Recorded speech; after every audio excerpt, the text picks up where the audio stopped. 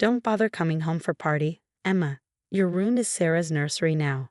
She needs the space more than you do. My mother's text glowed on my phone screen as I sat in my Tokyo apartment, still processing what I just read. Below was a photo of my childhood room, now transformed into a pastel-colored nursery, all traces of my existence erased. I'm Emma Chin, 29, working as a software engineer in Japan.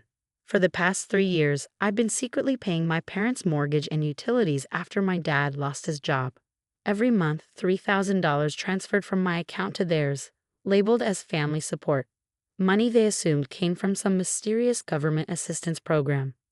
My sister Sarah, golden child and eternal favorite, had moved back home with her husband last month after announcing her pregnancy. I should have seen this coming. Another text buzzed through. Sarah says the stress of having you visit might affect the baby. We think it's best if you stay in Japan for now. I stared at my banking app, at the recurring transfer set for tomorrow. 3 years of supporting them, of calling every weekend, of sending care packages from Japan. 3 years of them never once visiting me, always having an excuse. Flights are too expensive, they'd say, not knowing I'd offered to pay multiple times. My hands shook as I dialed my best friend Kate's number. She answered on the second ring. They did what? Kate's voice crackled through the speaker. After everything you've done for them? Apparently, I'm bad for the baby's energy, I said, trying to keep my voice steady.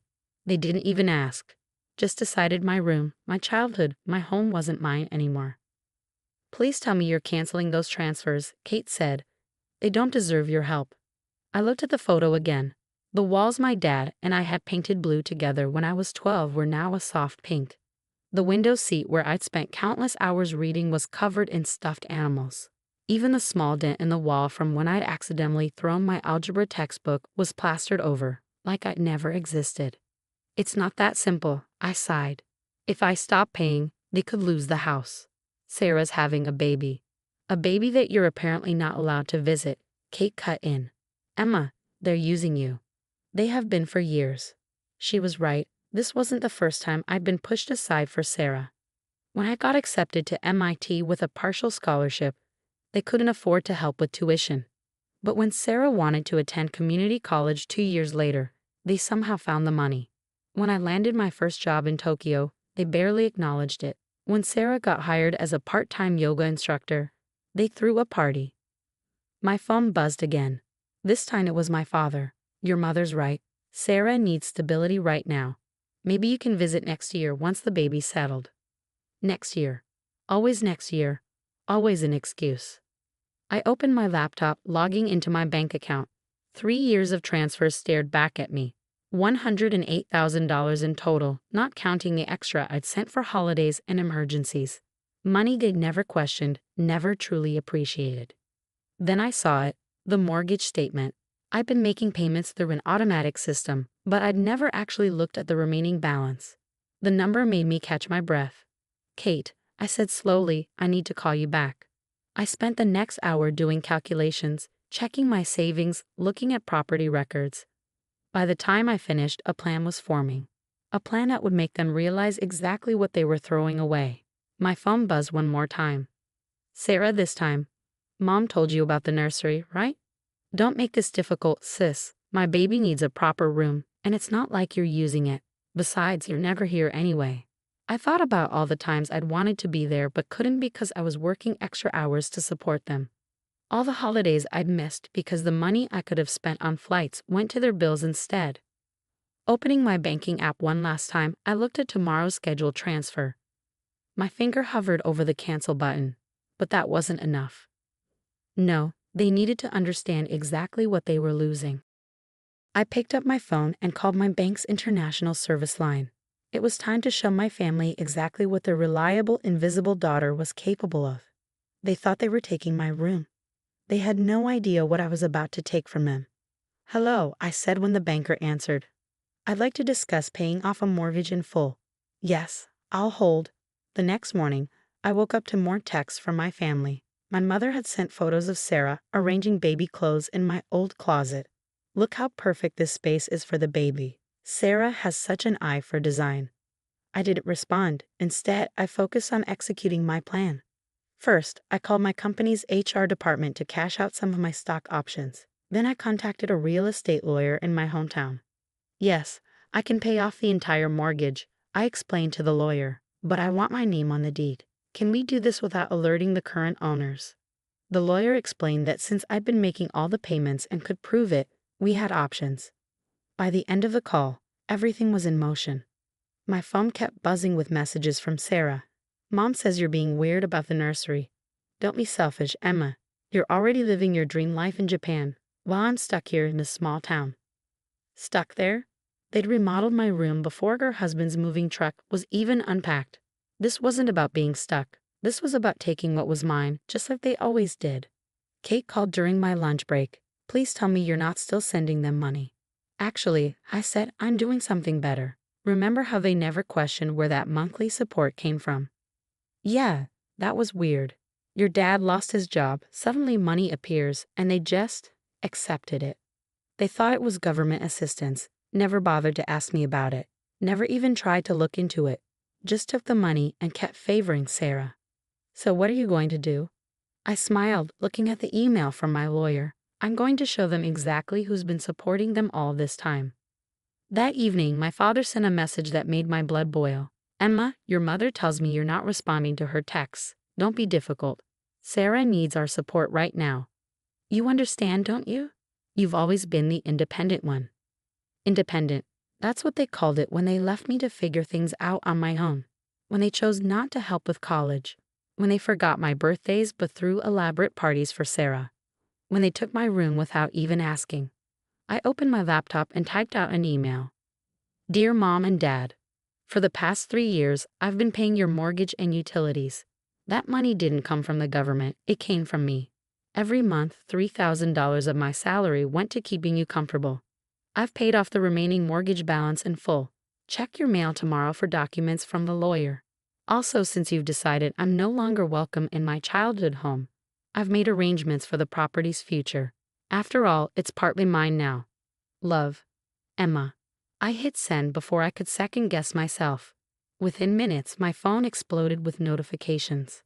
Ma, what do you mean you've been paying our mortgage? Dad, this isn't funny, Emma. Sarah, are you trying to make this about you? Typical. I silenced my phone and went to bed, knowing tomorrow would bring the storm. The next morning, my lawyer confirmed that everything was proceeding as planned. The mortgage had been paid off, and my name would be added to the property deed. I had effectively bought half of my childhood home. Around noon my time, I got the call I'd been expecting. Emma, my mother's voice was shrill. What is the meaning of this? These papers say you've paid off our mortgage. Yes, I replied calmly. I've been paying it for 3 years. Surprise. But why didn't you tell us? Would it have made a difference? Would you have treated me any differently? Or would Sarah still be more important? Silence on the other end. The lawyer will explain everything, I continued. But here's what you need to know. I own half of that house now. So the next time you decide to erase me from it, remember who kept you from losing it in the first place. You can't do this, my mother whispered. Actually, I can, and I did. Tell Sarah to enjoy the nursery. I'm sure it will look lovely in the photos of the house when I decide to sell my share. I hung up, hands shaking but head held high. For the first time in my life, I had real power in this relationship. They couldn't ignore me anymore. My phone started ringing again. Sarah this time. I let it go to voicemail. Whatever she had to say could wait. I had a meeting with a real estate agent to discuss my options for the property. Kate texted. How did it go? Phase 1 complete, I replied. Want to help me with Phase 2? There's a Phase 2. Oh yes, I typed, smiling.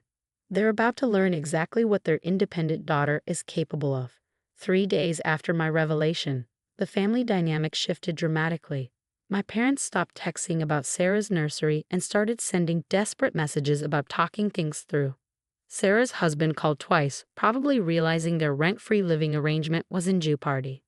I let them stew. Kate helped me initiate Phase 2. I hired a property assessor to evaluate the house's market value. When the report arrived, I forwarded it to my family with one line. Interesting how much half a house is worth these days. My mother called immediately. Emma, please, We need to discuss this like adults. Like adults? I laughed. You mean like how you adults discuss taking my room? Or how you adultly handled telling me not to come home? We were just trying to help your sister. No, I cut in. You were doing what you always do, putting Sarah first and expecting me to accept it. But this time, it's going to cost you. That evening, my father sent a lengthy email. He admitted they'd taken me for granted, explained how embarrassed they were about accepting money without questioning its source, and begged me to reconsider selling my share. I replied with 3 conditions. My room stays mine. Sarah can use the guest room for the nursery. A formal apology from everyone, acknowledging how they've treated me. Family counseling. All of us, including Sarah. And if we agree, my father wrote back, then I'll consider keeping my share of the house. But one more incident of choosing Sarah over me, and it goes on the market. Sarah called next morning, her voice unusually subdued. I didn't know you were the one supporting us, she said quietly. Why didn't you tell me? Would it have mattered?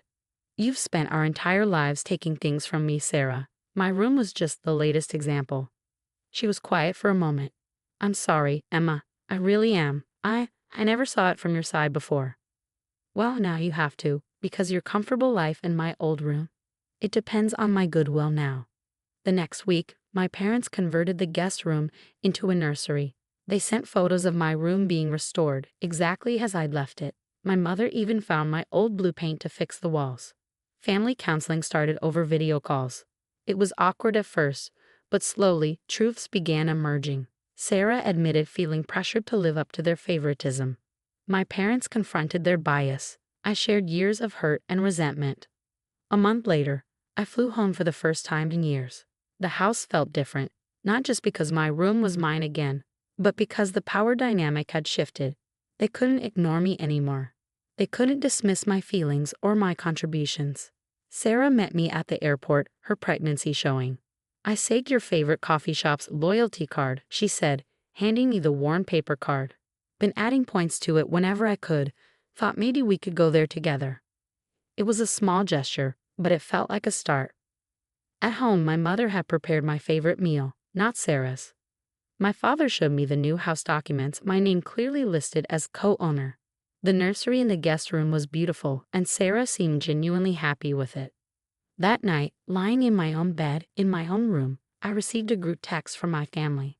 Mom, we're so sorry it took such drastic measures for us to see our mistakes.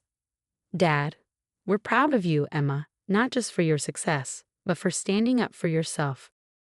Sarah, I love you, sis. Thanks for giving us a chance to make things right. I smiled, typing back, love you too. All of you. Let's make it count this time. 6 months later, I became an aunt to a beautiful niece. They named her Emma, after her strong, successful aunt. I fly home regularly now, and they visit me in Japan. Sarah and I have weekly sister dates over video chat. My parents call just to check on me, not to ask for money or dismiss my feelings. Sometimes it takes losing everything to appreciate what you had. In my family's case, it took almost losing their house to realize they were losing their daughter. But in the end, we didn't just save the house, we saved our family. And my room, it's still blue, still mine, and now has a perfect view of my niece's nursery across the hall. Exactly how it should have been from the start.